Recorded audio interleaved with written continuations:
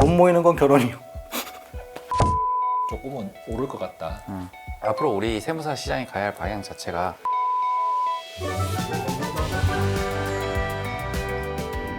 안녕하세요. 안녕하세요. 안녕하세요. 세무사TV 토킹 세무사입니다. 이원재 세무사님 그동안 어떻게 지내셨습니까?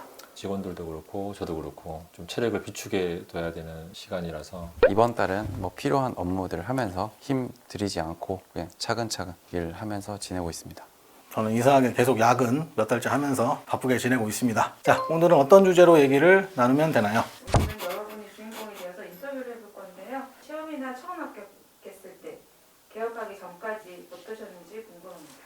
저는 45기 합격이니까 2008년도에 합격했는데요. 저 때는 여러분들하고 다르게 세무사 영어라는 과목이 따로 있어가지고 지금은 토익으로 대체되었지만 그때는 무역 영어, 예전 무역 영어를 좀 네. 승계해서 너무 힘들게 했었어요. 시험을 합격하고 나서 수습 세무사를 마치고 주로 했던 업무가 세무법인에서 증권사 세무자문 업무를 하면서 세무 상담이라든지 의뢰가 들어오면 재산제세를 많이 했었죠. 저는 FM을 그대로 따른 사람이라 수습하고 근무 한 2, 3년 하고 바로 개업을 했고요. 벌써 8년 정도 된 것 같네요. 진짜 FM대로 맨 처음에 발영업부터 시작해서 지금 영업 계속 하면서 열심히 살고 있는 중입니다. 그때 했던 거래처 중에 지금 다 같이 있으신가요? 뭐 떠나신 분도 있고 한데 대부분 한 80%는 남아 계신 것 같아요. 아우, 80% 많이 정도는. 남아있네요. 네. 야, 20%는 폐업하신 분들도 많고 돌아가신 분들도 많고. 첫 거래처가 참 소중해요. 보면. 그렇죠. 그때 네. 그 개업했을 때 있던 거래처들이 사장님들하고 개별적으로 이렇게 친하지는 않은데 그렇죠. 네. 제가 그 첫 거래처에 있던 사장님들하고는 뭔가 좀 끈끈한 그런 게 있는 것 같아요. 조덕기 세무사님. 수습 다 하고 저는 일본으로 넘어가가지고 일본에 있는 뭐 세제라든가 회계라든가 이런 부분을 조금 한번 배워보고 싶다 이런 생각이 들어가지고 운 좋게 일본에 있는 세무사 사무실에서 일할 기회가 있어서 어떻게 입사를 하게 됐는지. 제가 어떤 사이트를 좀 발견을 했는데 아. 거기에 이력서를 올려놨거든요. 그래서 그거 제 이력서를 일본에 계신 그 제일교포 세리사분께서 그걸 보고 저한테 연락이 왔어요. 면접을 한번 볼 수 있느냐. 일본에 있었을 때. 아니요, 한국에서. 아. 그래서 공항으로 갈 테니까 김포공항에서 면접을 보자. 그분이 오셔가지고. 네, 그런 말씀을 하셔서 김포공항에서 실제로 면접을 보고 일본을 가게 됐고요. 그러면 그때도 국제조세에 대해서 나는 이 분야를 해야 되겠다는 생각이 있으셨던 거예요? 아니면? 정확히 국제조세를 딱 해서 하겠다라는 생각이 있었던 건 아닌데 그래도 남들이 안 하는 분야를 조금 해보자. 옆나라 일본이고 우리나라보다 먼저 제도가 발전을 했다고 들어서 과연 일본은 어떤 식의 제도가 돼 있고 그런 부분들이 궁금하기도 했고 가서 실제로 업무를 하다 보니까 이게 앞으로 약간 블루오션이 될 수 있겠구나 이런 생각이 들어서 좀 열심히 했던 것 같습니다. 법이 보면 세법도 결국은 법이 하나인데 우리나라 법이 보면 기존의 일제시대 잔재에 대한 부분들이 있어가지고 일본의 세법하고 한국의 세법하고 좀 비슷한 점이 맞나요? 큰 틀은 거의 같다고 보면 될 것 같습니다. 우리나라 세법이 일본 거를 뭐 베꼈다 이런 말 얘기 많이 하잖아요. 그래서 그거는 확실히 좀 느꼈고요. 예를 들어서 법인세법 제도를 보면은 우리나라랑 일본이랑 거의 큰 틀은 같다. 그 안에서 세부적인 거는 그 국가 사정에 맞게끔 조금 다를 수 있는데 지금 이슈가 되는 것들에 대해서 일본이 우리나라보다 먼저 조금 더 그 이슈를 겪었고 그거를 정비해서 법 제도가 엄격하게 되어 있는 부분들이 있었거든요. 그게 그 중에 하나가 임원 급여 같은 부분들이 일본 같은 경우는 뭐 1년 전에 미리 똑같은 금액을 신고를 하지 않으면 송금 불산입이라던가 이런 식의 좀 우리나라도 똑같이 겪고 있는 문제를 일본은 먼저 조금 겪었기 때문에 그 부분이 조금 더 정비가 돼 있다 이런 느낌을 조금 받았습니다. 일본에 그러면 합격하고 지인이 없는데도 불구하고 그냥 가서 네, 어떻게 보면 저에겐 도전이었죠. 그때는 개인적으로 어느 정도 자신감을 가지고 가서 그냥 무턱대고 했죠.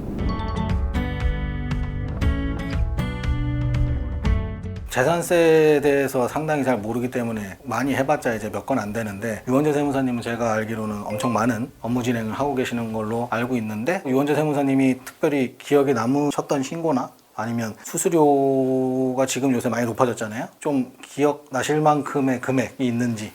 저희 저번에 방송 보니까 법무사하고 연봉 했을 네. 때 예. 댓글에 보니까 금액을 뭐 얘기 안 한다 하는데 아. 저희 얘기해도 되는데 사실인 거죠. 근데 그렇죠. 막상 그렇게 할 수도 없는데 물론 이런 수수료가 참 궁금하실 거예요. 네. 그래도 막 정확한 금액을 말씀드리는 거는 조금 안 좋을 것 같고 작년에는 뭐 3천만 원 이상 되는 수수료 3-4건 그렇게 있었고 야, 양도세 같은 경우에는 100건 넘게 했던 것 같아요. 100건 넘게 했고 전체 뭐 매출로 따지면 억 단위는 되겠죠. 억 단위는 되는데 최근에 이제 12월 8일 날 네. 우리가 그 비과세가 개정이 됐잖아요. 아, 네. 지금은 양도세가 워낙 복잡하다 보니까 팔기 전에 먼저 상담을 좀 오래 하세요. 상담 도중에 개정되는 부분을 감지를 하고 딜레이 시켜가지고 원래는 과세가 되는데 그분이 상담을 통해 가지고 비과세로 바뀌는 그런 부분들이 참 재산 제세를 하면서 바로 직접적으로 혜택을 줄 수 있는 부분이라서 최근에 그 부분이 제일 기억에 남네요. 12월 8일 날 비과세가 과거에는 1세대 1주택이 9억이었다가 이제는 12억까지 비과세인데 그 3억에 대한 양도세가 엄청 커요, 사실은. 그렇죠. 수수료는 뭐 이미 계약이 된 거라서 네. 더 받지는 못했는데 최근에는 그런 부분들이 참 재밌었던 것 같아요. 뭐 저는 이병덕 세무사님한테 한 가지 뭐 물어보고 싶은 거 있는데요. 원래 인천이 연고지가 아니시잖아요. 네. 뭐 인천에서 개업하게 된 계기라든가 뭐 이적 뭐 텃세 같은 거 따로 없으셨는지.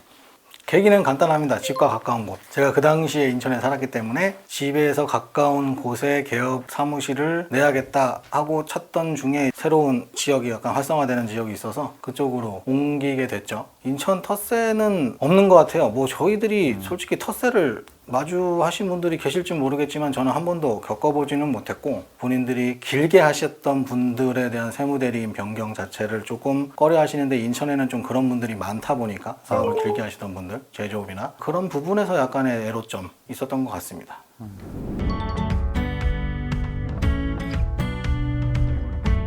양도세 신고 이렇게 상담하면 저한테 많이 물어보세요. 세금에 네. 대해서 물어봐야 되는데 앞으로 팔아야 될 거 안 팔아야 될 거 이런 걸 물어본단 말이에요. 그래서 예전에는 무조건 팔라고 했어요.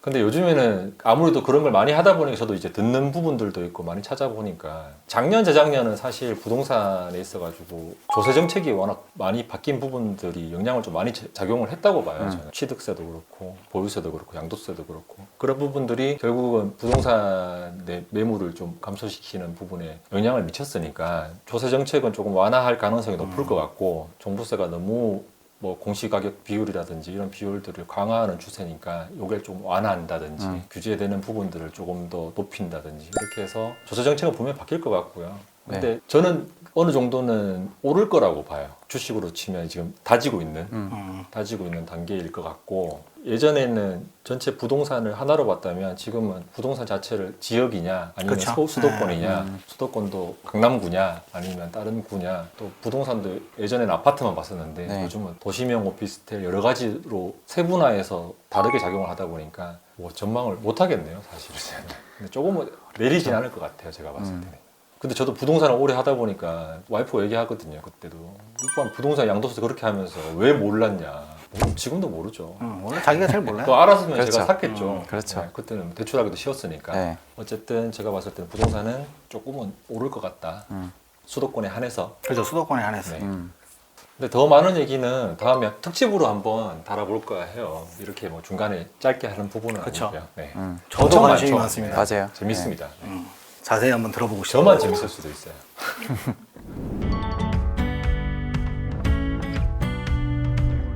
선배님부터 해주시죠. 그렇죠. 근데 저는 지금이 제일 좋아요. 저는 수익적으로도 그렇고 너무 갈팡질팡했던 것 같아요. 일로 가야 될지 절로 가야 될지.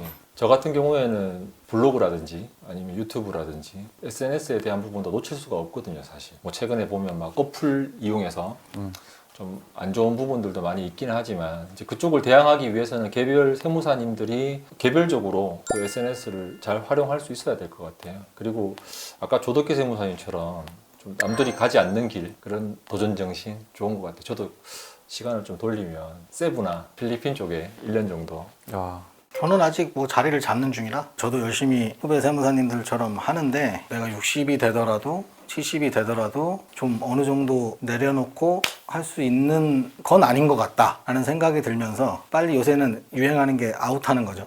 저도 빨리 아웃을 하고 싶은 마음이 근데 아직도 자리를 잡고 있는 중이라 아웃이 뭐예요? 골프 치는 거? 그냥 이제 관두고 돈 벌어서 나가는 거죠. 이억- 파이어족? 이 업계를 네. 떠나겠다. 예.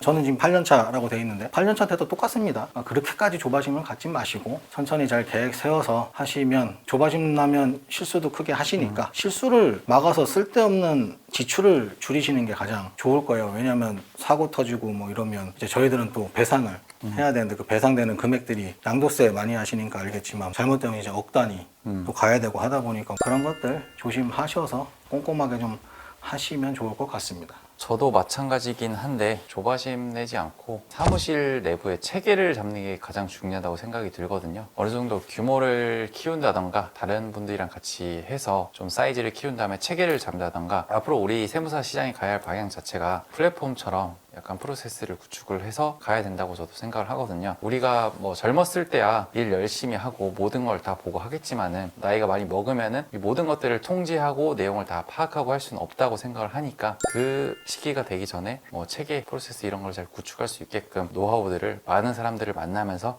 터득을 해서 나름대로 노력한다면은 좋은 방향으로 갈 수 있지 않을까. 근데 이제 그런 거 궁금할 것 같아요. 몇 년 정도 되면 손익분기점 되냐. 저 학교에 있을 때면 3년이면 청산한다 이렇게 했었는데 저는 그거보다 훨씬 오래 걸렸거든요. 한 7년 됐던 것 같아요. 근데 그전에도 이미 수익은 높았는데 결혼을 하니까 돈이 모이더라고요.